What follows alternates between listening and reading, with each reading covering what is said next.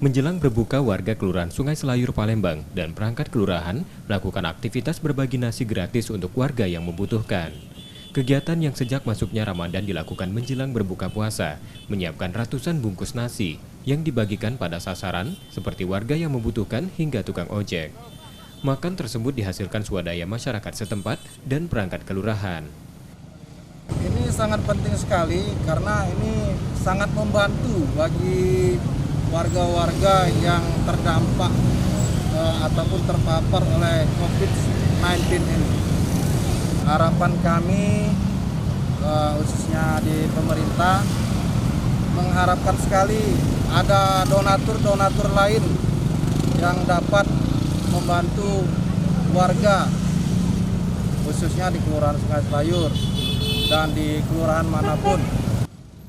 Kepedulian tersebut tumbuh setelah belum berakhirnya pandemi COVID-19, sementara banyak warga yang terimbas secara ekonomi.